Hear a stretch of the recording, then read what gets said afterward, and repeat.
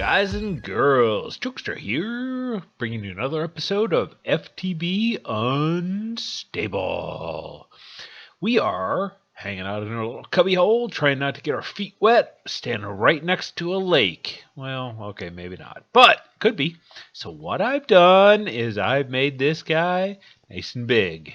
And you can see it's now a 7 by 7 by 7. So we are going to make even bigger power this episode. So you can see we have the same pattern as before when we have the 7 by 3 or 7 by 7 by 3 reactor, and so it's kind of in a diamond pattern that maximizes the amount. You see, I don't have too much room to get up there, but it's just because, you know, right here is, if you look, that's really the ceiling is, or you know, is the floor of the room upstairs. But I did this drop this down a couple levels, and you can see now it's in there, and that's okay because we have tons of room here in which to put all of our stuff, right? All the stuff that we want to add in here. So let's fire this bad boy up and see what we make. Now we're going to come down right here if we teleport, so I think I want to put the controller right here. So let's get that controller, put it in there, and you'll see it forms now a multi-block. And that's okay, right? We could fire this up if we had fuel in there, which we don't really have, although it is generating a little bit. But I guess we can see there. Well, that could be a slight bug. Look at that, 16 RF. How cool! No, just kidding. Yeah, we have a tiny bit. So let's add some other stuff. Now, I have this area over here, and you can see there's some RF cables that go into my base, and here's my refined storage. So I was thinking about, maybe we'll do up here, we'll put maybe the RF tap here. And so let's put that guy in, and pop that in, and I should get the glass back. And then I was thinking about putting the input and output so we can do some automation here. And so we'll put one there and one there, and we'll change this guy to be an output, and this guy will be an input. And we can load this guy up. Notice it takes a lot more fuel now, so it almost takes 3 stacks, 2 and 3/4 stacks of fuel in there, and we should now be able to see it's all the way filled up, which is good. So let's run some. Oh, let's fire it up. We gotta see. That's all it takes to fire this bad boy up. Let's see how much it makes. 2, 3, 4, 5, 6, 7, 8, 9, 10, 11, 12, 13,000 RF, 14.8, 9. Can we make 15? There we go. 15,000 RF per tick. 15.1 it peaked at. Yep, looks like it. And the power's quite a bit, or I mean the heat. The heat's quite a bit high, but again, we don't have to worry about it blowing up or anything. It's just about how efficient it is, and we've got all that diamond in there. Now, I'm hoping to overlay. Hopefully, right now I can overlay all the different materials. Last episode I stated that it was the graphite blocks. I was incorrect. It's the graphene blocks that are more efficient. And so diamond gives you about a 3x heat transfer, and graphene gives about a 5x, and that's the most efficient. But unfortunately, we have nothing in here for graphene, right? Nothing in here, no graphene. That's the closest we get is the graphite. So that's what we're missing. So other packs that add graphene would be able to do that. All right, so we've already filled that up. It fills up quite quickly, and it'll just continue to run, and it'll continue to use up fuel. You can see here we're using at 0.3 millibuckets per tick. It's not bad, right? It's not horrible, but the other one was a lot more efficient in terms of power output per millibuckets, but this one's not too bad either. We are generating quite a lot of our 15.1 thousand, so 15,100 thousand RF per tick. So let's shut that guy off so we're not wasting, and let's see, do we have any waste yet? Yes, we do, and we get this cyanite. And so if we grab this guy, we'll want to export that into our system, or import, I mean, and then of course we'll export the yellorium. So let's take a look at these uses. So you can create a plutonium ingot. In the past there was a processor, a refiner that turned these guys into here, but now it's just craftable. And this plutonium, let's see what else we can use it. Yeah, you can create a cyanide block. But the plutonium, I believe, can be used for all kinds of other stuff. Like you're going to need it for turbines if you take the next step. Looks like you can substitute to create this MOX nuclear fuel for IC2. And then, these guys are the RTG fuel for industrial craft. Have you ever seen people use that? So yeah, that's and we can get it back into plutonium dust and so on, which I'm actually getting some of that in my processing. Let me see if I have any plutonium. Let's see, doesn't look like it. Was it cyanite? Yeah, looks like I'm getting cyanite as byproduct of processing the yellorium in my sag mill. Okay, so let's wire this guy up. I have some. I don't know if this is enough or not, but we'll see. Let's get up there. Oh, can I get it? There we go. Bring this down and maybe cross from here. And this will automatically output. There we go. And now that's powering our whole base right there, because we have one big long run of power, and so that's just feeding in there along with the solar power that we've been generating. Now for our, let me grab some cable. Let's grab a stack of that, even though we won't need nearly that much. And so you can see here, I've got just a line here. This is, again, one network. And so we'll run this down, and we'll run this over here to, let's see, bring that here. I think I'm going to have to remove those, but we'll see. In fact, I'm pretty sure we are. Let's do this. All right. Now I'm going to need importers and exporters. So exporter, I have quite a few of those. Grab one of those, and importer, I have lesser, but that's enough. All right, exporter, we're going to want to put on the here. And so I think I have to remove this, and we'll put the exporter right there. And then we'll tell that what to, in fact, what I can do is, you can always get your power, up here. It was right there. You can always get your power back out, but, just by hitting this, right, and it dumps it out. But we don't really need that. What I want is just one of these. So we're going to say export this guy. And now we should see, hopefully, maybe, oh, that is reversed, turned. So let me grab this guy here, and we will want to turn it with that. Yes, no, maybe. I guess it was turned right. Okay, cool. Let's see here. Export yellorium. It's not exporting. All right, well, we'll figure that out in a second. So let's do that, and we'll put our importer on here. See, that's what I expected it to look like, but I just guess I'd never looked at the rendering. They do have different ones to indicate. So we want to import back into the system the plutonium, or the cyanide, I guess. Cyanide, and there we go. So in theory, yeah, we have no waste yet, because we really haven't run it, and I don't think I can put... I'm thinking that took that back into the system. And so, cool, that is good, but I don't know why that's not filling up. Let me see if I actually have any cyanite. Last episode, or not cyanite, yellorite. I do. I wonder why that's not working. Huh. I did notice, or, I mentioned before that these are separate, right? They are not tied together, even though they're in a compacting drawer. And I think what I've deduced is that, so while I can take these guys and turn them back into here, when I actually, that's fun. I'll go back into the system. When I go up here and I create one of these guys, it doesn't go the opposite way. It goes into one of these uranium blocks, and I don't have, like some mods add the, or there's a mod that adds the ability to cycle through the different or dictionary items, and so that I think is the root of what is causing this.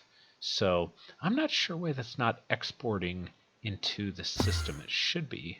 Let's go back down here. Let's go over here. I got my block back. Thought that would have been picked up, but I guess not. It was having trouble getting through walls. So yeah, that's kind of funky as to why that's not exporting. This guy seemed to import just fine. Items types whitelist, yeah. And this guy is compare damage, no. Compare NBT, no. Items, yes. And ignore redstone signal. Yeah. Huh. Yeah, and there's some other weirdness that I found when hooking up a capacitor to this. Like, you know, I hook up one of the highest level, the vibrant, right? And it has a input output of 25,000 RF per tick. When I hook it up to this guy, it does 50,000 RF. So there's one small little bug. I'll probably go report that. And then the other thing is that I was noticing that that it was filling up more than what was stored in here. So so yeah, there's you know, obviously these mods are beginning development. So we give them a lot of credit. We help them out as best as possible. So that guy's all fully, almost fully, with the exception of that yellowite, and it's good. So if I turn this on now, it will then start to dump into our system. There, it looks like the conduits needed to be filled up, and good. But we don't want this to run all the time. Also note right now that it's still generating RF even after I've turned it off, and that will still continue to fill up afterwards. That's going to come into play here in a second. So let's go back upstairs because I want to automate this to turn on and off. And if we look at the RedNet, not the RedNet, we don't have RedNet cables in here. It's the reactor. It's the Redstone. Yeah, it's the Redstone port. And so all this is a couple of casings and that, so we should be able to make this. I want 2 of them. And let's head back downstairs, and I will show you why. Now, I can put these anywhere I want. I'm tempted to put it right here, but there is going to be a cable sticking out, and if I ever have to get up here, it's going to kind of be in the way sometimes. So maybe I'll just stick it back here and kind of leave it alone. So I want to put both these guys in. They can be as far away as you want. I'm going to put them right next to each other, because I can, and I think it looks a little bit better. I'm going to grab 2 of these guys, and I'm going to connect these 2 with, and this is just redstone conduit, right? It's just the standard redstone conduit. It's not a power conduit, but just a redstone conduit, so we can send redstone back and forth. Now, the way this is going to work is that we are going to, so this looks very daunting, but ultimately we can toggle the reactor on and off. We can change the control rods to go up and down. Remember I mentioned that you can control those. You can eject the waste if it reaches a certain threshold, you know, automate that. Fuel temp, casing temp, fuel mix. There's your fuel amount. You can have it trigger, you know, to insert more waste, output the waste amount, and then lastly is the energy amount. So what I want this to do is I want to kick off after a certain amount, and I want it to kick on after a certain amount as well. So what I'm going to do is I'm going to set one of these guys, and I'm going to say enable input output set from signal. All right. The other, so basically when it gets let me commit that. Got to hit commit. When that gets a signal, it's going to enable it. When it's not getting a signal, it's going to disable it. So all I have to do is go in here and pick this guy, the energy amount, and that's in the reactor. It's not in my base, but it's in the reactor. And of course, as we know, when there's energy in here, it will output. Notice how that's filled up because machines are needing it. So it's dumped out. Even though we had some in there, it is dumped out and provided the machine. So it's providing my base with power, and it will always be outputting. So I don't have to worry about controlling, you know, setting a threshold below and above and so on. But what I want to do is I want to tell it to turn on when it's below, let's say, oh, for right now, let's just do 20%. All right, when it's below 20%, I want it to turn on. We hit commit. We go over here and we notice it's now turned on. And so this will start building up. There's 2, 3, 4, 5, 6, 7, 8, 9%. And it's going to build up to our 15.1. And there's 20% and it shuts off. Okay, that's all you need to do. is just set it a certain threshold when it's below, and then that will slowly drain, and go up to the machines, and you can see it's draining right now. And then it will kick back on, and it would be nice to keep this or quickly shut it off is what I'm trying to say, and so we don't have any carryover. But you notice we shut it off at 20%, it carried over all the way to 24%, but that's okay because we can just adjust that. So if I say if it's less than, let's say, 80%, fire it up. And then while this is, so this will build up then to 80%, it will shut off, it will carry over percentage, and I've calculated it at about, or I've metered it at about 12% extra for this size reactor. So it'll go up to, I stop it at 80%, and then it gets up to right around 92% is what I'm going to guess. So it shuts off. There's 85, 86, 87.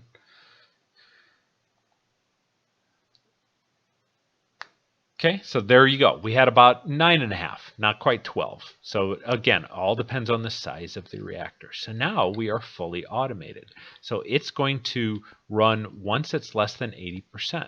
And my base will slowly start using some. And we'll see it here drop down. Wait for it. Here it comes. It's coming around on the guitar. And it'll fire up. And it just sits there and toggles between 80 and 89.5%. So that's pretty cool. Now what we notice here is it didn't have enough time to really get up to speed because we don't have a lot of drain in our base. So that time it only got up to 82, whatever it was, 83, 84. I forgot exactly what it was, but that's okay because it's just going to kind of cycle in and out. And it's not using much in terms, to keep it right there. So now we're hovering right there. See how it's going to hit that. And now we're getting up to like 81.5, 82%. Let's see here. 81, yeah, gets up to 81.3, looks like. That's fine with me. It's not inefficient to do that. It's just using a tiny, tiny bit, 0.25 right there. Remember, the amount that it uses goes up as it starts generating more. So it's flapping. And generally flapping is a bad thing, but in this case, it's not. It's not a problem. We don't use any more than we need to. In fact, this is kind of free energy right here. So yeah, so that's a fully automated system right there. 2 Redstone ports connected with Redstone. We've got our controller here, and we've got our power tap. We've got our in and out. Still don't like the fact that this is not importing. So let me play with this offline and see what I can do. I don't know why that's not importing. And I forgot to see how much cyanite was in our cyanite. I think we had 24 before, so no different there. It really hasn't run long enough to generate much waste. And then once so I never really mentioned. So if we look at the plutonium, yeah, there we go. It's without an E. So the plutonium ingot can be used to power the reactor as well. And so once I get one of those plutonium ingots, I can either take the next step, or not get one of them. Once I get several of them, I can take the next step and craft the, at Extreme, I can craft the turbines, which turbines are pretty cool and big, and that gets even more power. But the turbines are the next tier, and they have big blades and stuff that spin in there, and it's pretty cool. You have to use separate turbine glass, and things start to get a little bit more expensive here as you start to build some of these, but it's not horrible. It's just you're more end game than you would be in theory where we are now. You got rotor blades, and then you have to line that with stuff very similar to what we did with this. So the concept is that you use the reactor to generate steam, and then the steam gets piped over to wherever we put it, right, over to the turbine, and then that spins the turbine, and that's what generates the energy. So this is what's called a passive reactor, and that would be an active reactor with the turbine. but it needs that plutonium for a few things, and so anyway, we can also use the plutonium as fuel in here. It's less efficient than the yellorium, but at least it helps to reuse some of the waste products. The other thing is that let me go back upstairs. I want to go back up to the base, and if we look at uranium. Uranium. Now, uranium is supposed to be ore dictionaried with yellorite. In some packs, it's properly done. I don't want to go there. I want to go to cellar. It's properly done. And so you can actually throw it in the sag mill. It breaks down and turns into yellorite dust, and then you go over here and you cook it up. But doesn't even want to allow me to do that. So we only can process this in IC2 machines. So, and if we look at the uses of this, it's only in a macerator. Or, of course, you can throw it in the recycle and get scrap, but that'd be pretty wasteful to make scrap out of uranium. But anyway, macerator is the only way you can do it in this pack. It's supposed to be ore dictionary to yellorite. We're supposed to be able to use all the uranium we have, a ton from all the quarrying we've done, and also from the void resource miner, void ore miner. It's just unfortunate. So I'm hoping that gets addressed in the future. So again, hope you guys liked the big reactors, or now known as extreme reactors. I think this is a really unique, fun mod. I really enjoy this. Every time I get to build this, I just smile the whole time. Really enjoy it, and it's a lot of fun. It's non-standard to FTB unstable. We are supposed to see FTB Infinity 1.10 in well, it's going to be the 23rd is what they've teased. So the 23rd is coming up really short, less than a week away by the time you're seeing this. So it's hopefully will be added. I didn't see them added as of the live stream that I was watching, and they ran through all the mods that were added in there, but there's still quite some time left, and it could also come in the future. So maybe we'll see it. But anyway, I plan on jumping over to FTB Infinity instead of adding a whole bunch of mods to Unstable. It's kicking on and off.